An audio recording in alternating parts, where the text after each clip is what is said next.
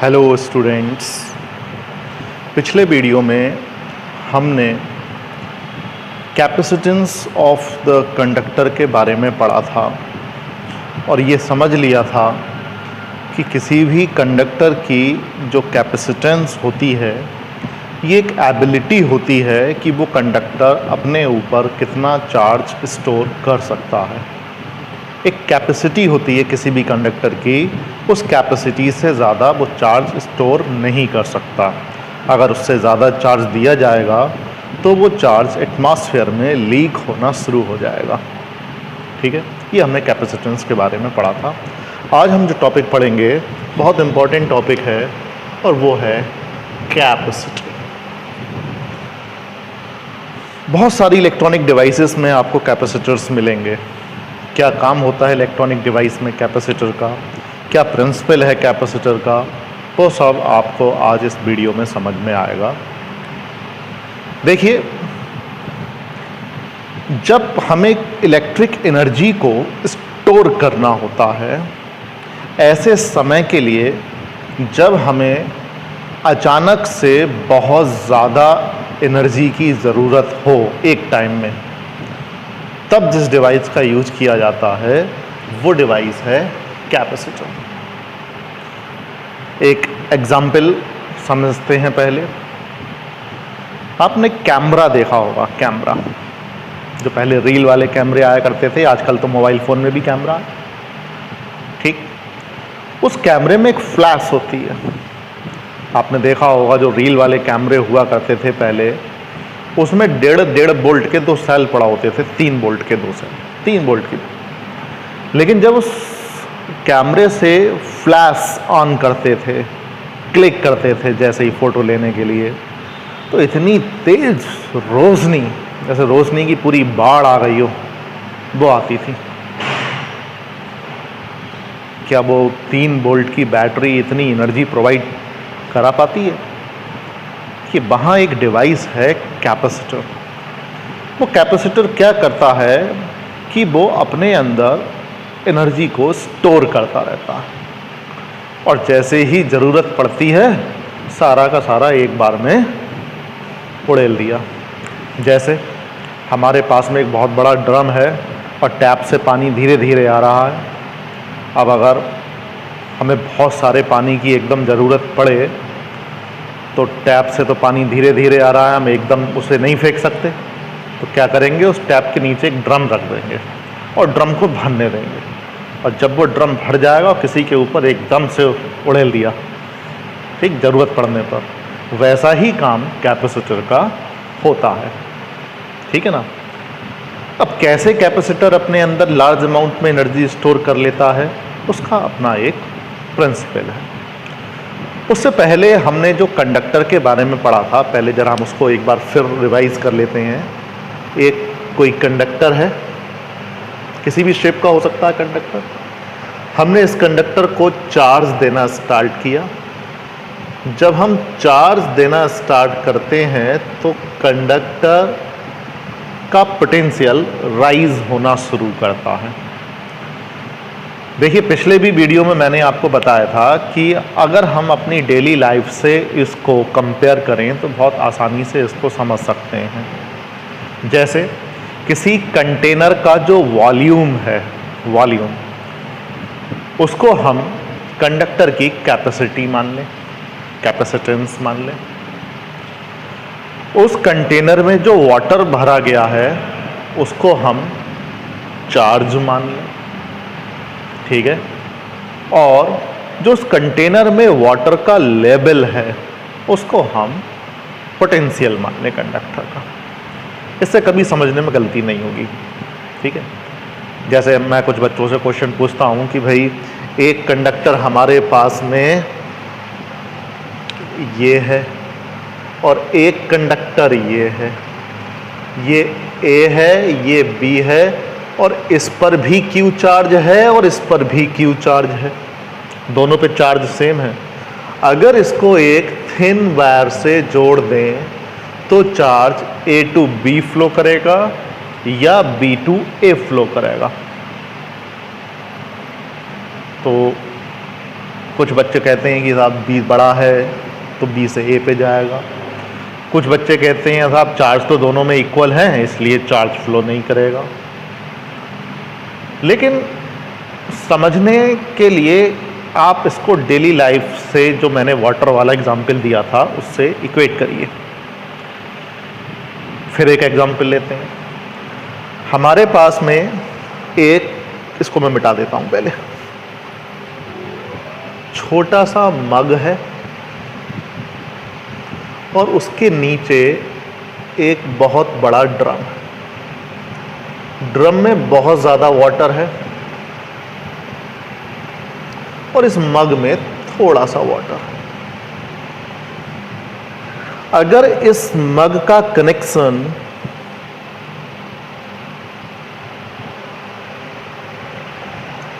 इस ड्रम से किया जाए तो वाटर मग से ड्रम में आएगा या ड्रम से मग में जाएगा? अब सभी स्टूडेंट बिल्कुल सही जवाब देंगे, कहेंगे साहब मग से ड्रम में। बिल्कुल वही चीज वहां पर थी। ठीक है, कैपेसिटेंस आप कहेंगे कंडक्टर के वॉल्यूम को। देखिए यहां पर वॉल्यूम कम है, यहां वॉल्यूम ज्यादा है। वॉल्यूम यानी कैपेसिटी, बहुत ज्यादा बड़ा ड्रम है, एक छोटा सा मग है। ठीक है, अगर हायर कैपेसिटी से लोअर कैपेसिटी की तरफ चार्ज जाता, ठीक है, तो इस ड्रम से मग में वाटर चला जाना चाहिए था, नहीं जाता। ठीक है, जो इसके अंदर वाटर है उसको आप चार्ज मान लीजिए। ठीक, अगर हायर चार्ज से लोअर चार्ज की तरफ चार्ज फ्लो करता तो भी इस ड्रम में ज़्यादा वाटर है, मग में कम वाटर है, ज़्यादा वाटर से कम वाटर की तरफ वाटर फ्लो कर जाता। ऐसा भी नहीं हो रहा। लेकिन जो इसका लेवल है, इसका लेवल हायर है, इसका लेवल लोअर है। तो जिस तरह से वाटर हमेशा हायर लेवल से लोअर लेवल तक फ्लो करता है, ठीक उसी तरह से चार्ज भी हायर पोटेंशियल से लोअर पोटेंशियल की तरफ फ्लो करता है, जब तक कि उन दोनों बॉडीज़ के पोटेंशियल लेवल सेम नहीं हो जाते। ठीक है ना? तो सीधा मतलब है जब हम किसी बॉडी को चार्ज देते हैं तो उसका लेवल बढ़ने लगता है। ठीक, तो एक कंडक्टर है, इसको हमने चार्ज दिया, इसका पोटेंशियल लेवल बढ़ने लगा, बढ़ता गया, चार्ज देते गए, पोटेंशियल लेवल बढ़ता गया। कब तक? जब तक इसके अराउंड की जो एयर है उस एयर की इंसुलेटिंग प्रॉपर्टीज का ब्रेक डाउन होना ना शुरू हो जाए तब तक। क्योंकि जैसे ही इसके अराउंड की एयर की इंसुलेटिंग प्रॉपर्टीज का ब्रेक डाउन होना शुरू होगा, वहाँ से एक इलेक्ट्रॉन या वहाँ से जो इलेक्ट्रॉन रिलीज होंगे मॉलिक्यूल से, जब वो इंसुलेटिंग प्रॉपर्टीज टूटेंगी तो इलेक्ट्रॉन फ्री होंगे एयर के, और वो इलेक्ट्रॉन इस पॉजिटिव चार्ज को आकर के न्यूट्रलाइज करना शुरू कर देंगे। फिर हम इसको जितना भी चार्ज देंगे, इलेक्ट्रॉन आकर उतना एक्सेस चार्ज न्यूट्रलाइज करना शुरू कर देंगे। उससे ज़्यादा हम चार्ज नहीं दे सकते। हम कहते हैं अब इसकी कैपेसिटी पूरी हो गई, अब हम इससे ज़्यादा चार्ज इसको नहीं दे सकते, इसलिए अपने हायर पोटेंशियल तक पहुंच गया, इससे ज़्यादा पोटेंशियल हम नहीं बढ़ा सकते। ठीक है, अब जब इसको चार्ज दिया तो उसके चारों तरफ इलेक्ट्रिक फील्ड है, तो चारों तरफ इसकी इलेक्ट्रिक एनर्जी है। लेकिन ये जो इलेक्ट्रिक एनर्जी है, ये इलेक्ट्रिक एनर्जी अभी बिखरी हुई है। ये इलेक्ट्रिक एनर्जी किसी काम की नहीं है, बिखर गई, बिखराव है इसका, कोई किधर को जा रही है, कोई किधर, चारों तरफ बिखर गई। ठीक, हमें इसको समेटना है, इकट्ठा करना है, ताकि ज़रूरत पड़ने पर इसका यूटिलाइज किया जा सके।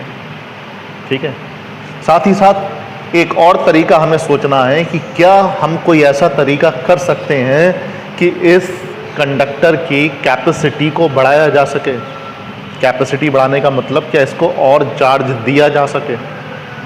ठीक है, कैसे करते हैं देखिए, मैं यहाँ पर एक पैरेलल प्लेट्स ले लेता हूँ। अभी पैरेलल प्लेट्स की बात करेंगे, पहले हम एक सिंपल प्लेन प्लेट ले ली, इस तरह से बना ली, एक प्लेट ली, सिंपल रेक्टेंगल शेप की प्लेट है, ये प्लेन प्लेट है। इस पर हमने चार्ज देना शुरू किया। जब हम इसको चार्ज देना शुरू करेंगे तो इसका पोटेंशियल बढ़ना शुरू हुआ।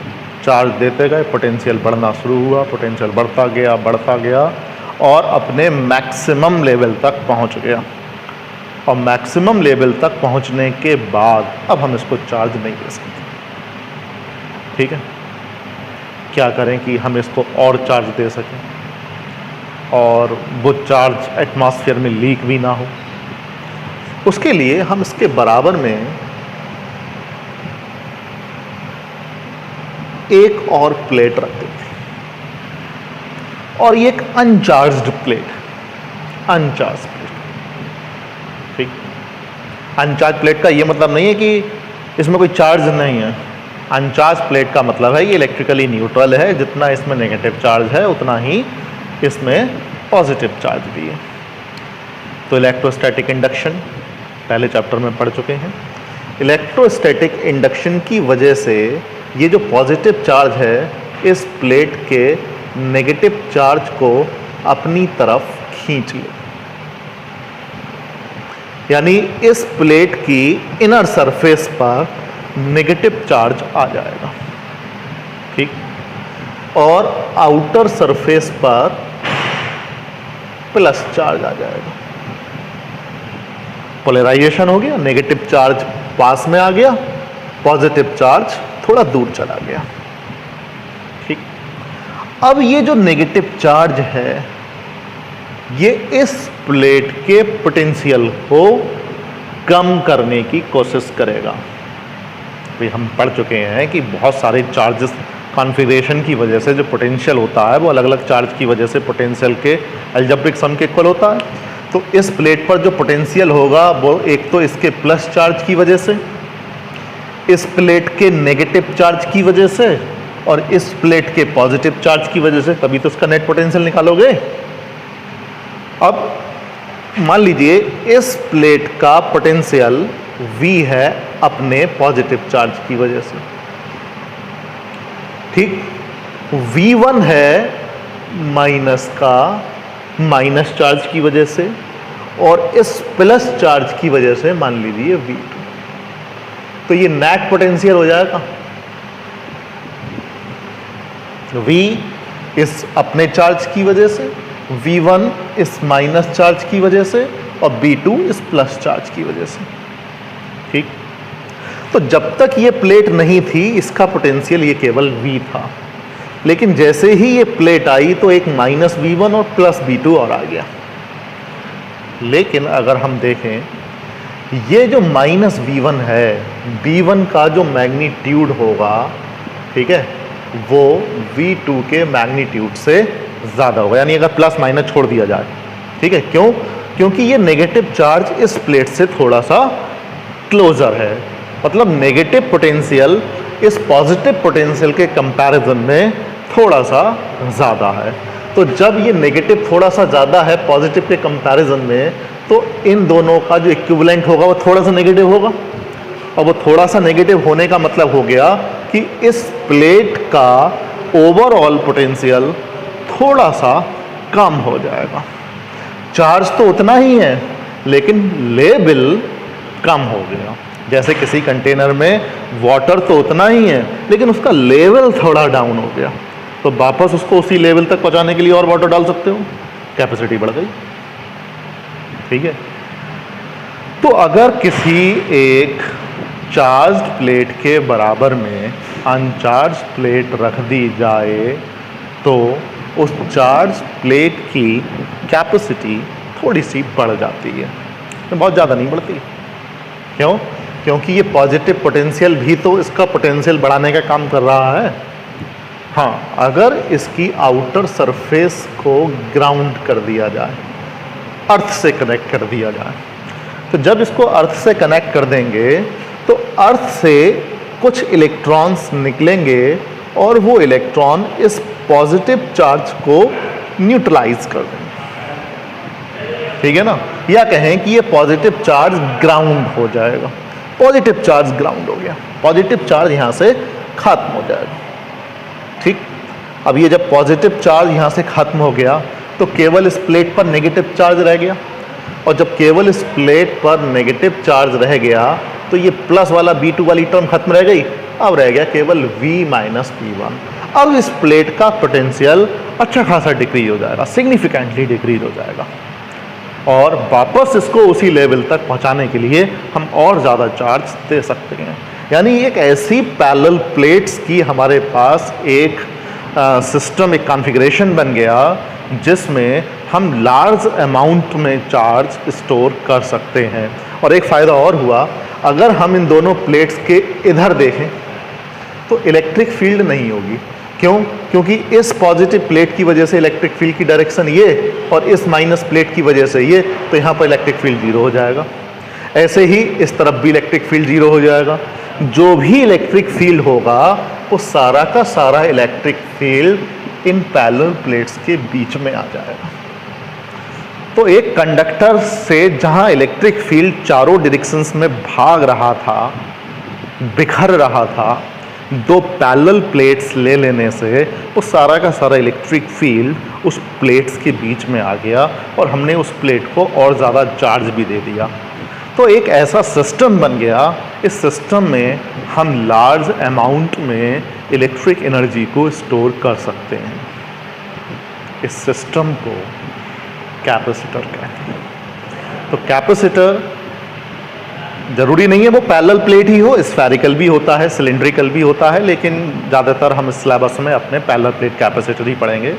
तो कैपेसिटर एक ऐसी डिवाइस है, एक ऐसा कॉन्फ़िगरेशन है, एक ऐसा सिस्टम है जिसमें हम लार्ज अमाउंट में इलेक्ट्रिक एनर्जी को स्टोर कर सकते हैं, और ज़रूरत पड़ने पर उस एनर्जी का यूज कर सकते हैं, ठीक।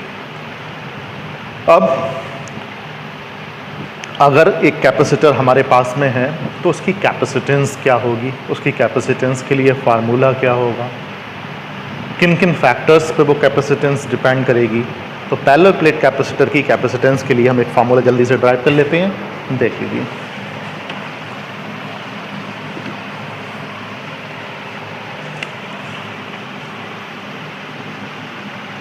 कैपेसिटेंस ऑफ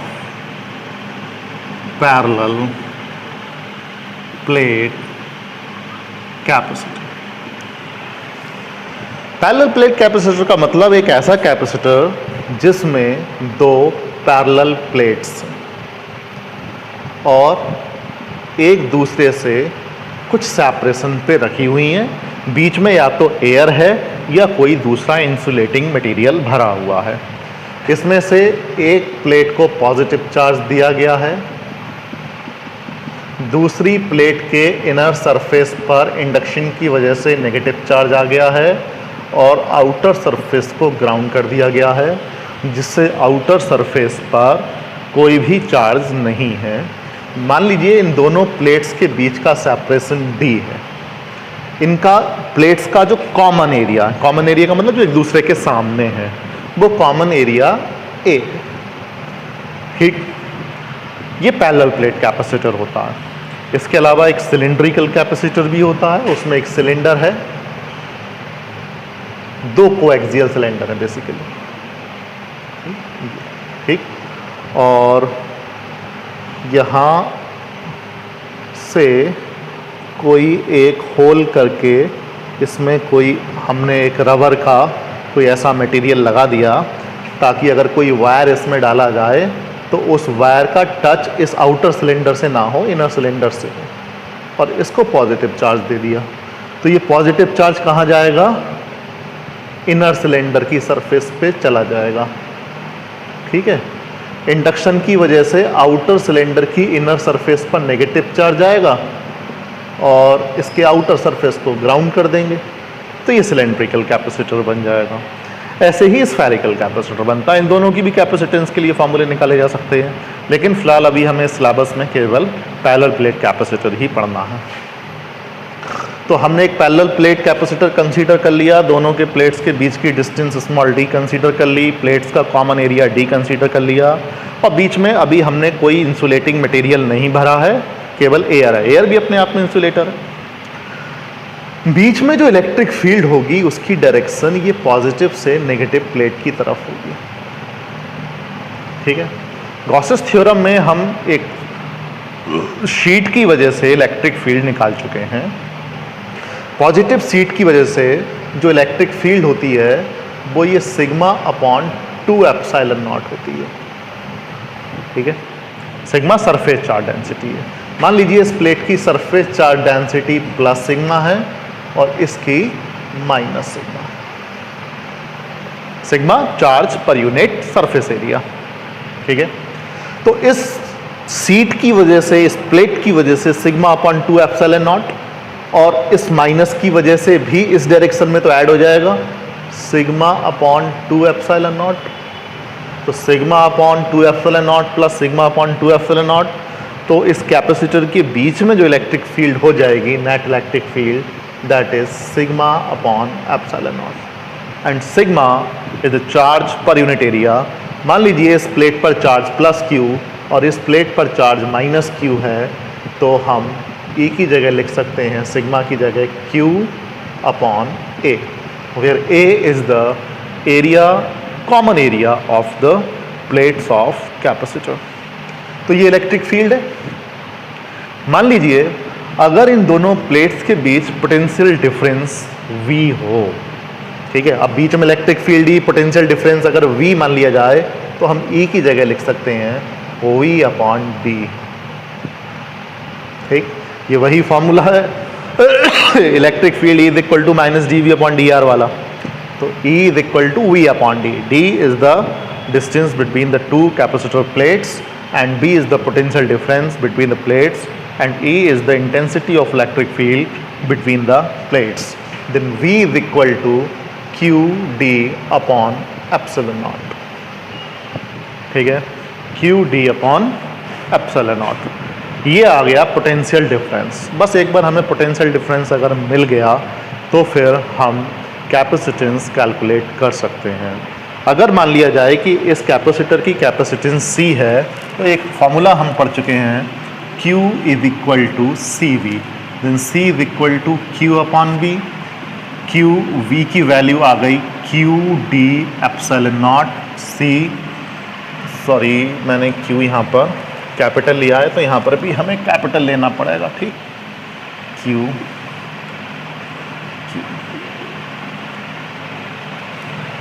V की वैल्यू, एक चीज़ गलती हो रही है, ए बी है यहाँ पर, Q से Q cancel, C is equal to epsilon naught A upon D।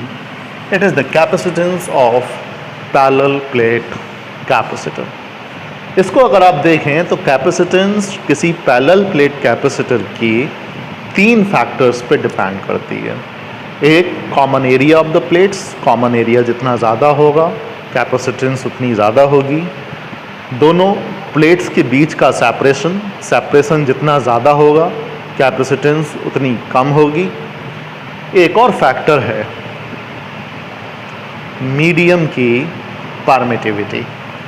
ठीक है, या कहें nature of the medium between the plates of the capacitor, कि बीच में कौन सा मीडियम भरा हुआ है। ठीक है, कोई डाइलेक्ट्रिक भरा हुआ है तो उसकी रिलेटिव परमिटिविटी कितनी है, इस बात पर भी ये डिपेंड करता है। ठीक है, तो 3 फैक्टर्स पे कैपेसिटेंस डिपेंड करती है, common area, separation between the plates and the nature of the medium between the plates of the capacitor. ठीक है, इस फार्मूले से हम किसी पैरेलल प्लेट कैपेसिटर की कैपेसिटेंस को कैलकुलेट कर सकते हैं। लेकिन अभी ये जो फार्मूला आया है ये केवल हमने उस कंडीशन में निकाला है जिस कंडीशन में कैपेसिटर की प्लेट्स के बीच में केवल इंसुलेटिंग मीडियम एयर है या वैक्यूम है। अगर प्लेट्स के बीच में कोई डाइलेक्ट्रिक भर दिया जाएगा, अभी तो हमने डाइलेक्ट्रिक के बारे में पढ़ा ही नहीं है, हम अगले वीडियो में डाइलेक्ट्रिक के बारे में पढ़ेंगे, पोलराइजेशन, पोलर डाइलेक्ट्रिक्स और नॉन पोलर डाइलेक्ट्रिक्स के बारे में पढ़ेंगे। उसके बाद में हम डाइलेक्ट्रिक स्लैब को कैपेसिटर के बीच में रख के एक नया फार्मूला ड्राइव करेंगे। ठीक है, तो आज आप इतना कर लीजिए। मैं उम्मीद करता हूँ अगर आपने इस वीडियो को ध्यान से देखा होगा तो आपको अच्छे से समझ में आया होगा। अगर आप कैपेसिटेंस और कैपेसिटर अच्छे से समझ लेते हैं तो आगे के टॉपिक्स आपके लिए बहुत आसान हो जाएंगे। अगर आपको वीडियो अच्छी लगती हो तो इसको आप लाइक करा करें, अपने फ्रेंड्स के साथ शेयर करा करें ताकि और फ्रेंड्स भी आपके इसको देख पाएँ। और अगर कोई आपके मन में समस्या हो तो मैं डिस्क्रिप्शन बॉक्स में अपना व्हाट्सएप नंबर डालूँगा और इसके डिस्क्रिप्शन बॉक्स में मैं कैपेसिटेंस वाली वीडियो का भी लिंक दूंगा। अगर आपने कैपेसिटेंस वाली वीडियो नहीं देखी है तो डिस्क्रिप्शन बॉक्स से जो लिंक है वहाँ से देख सकते हैं। बहुत बहुत धन्यवाद।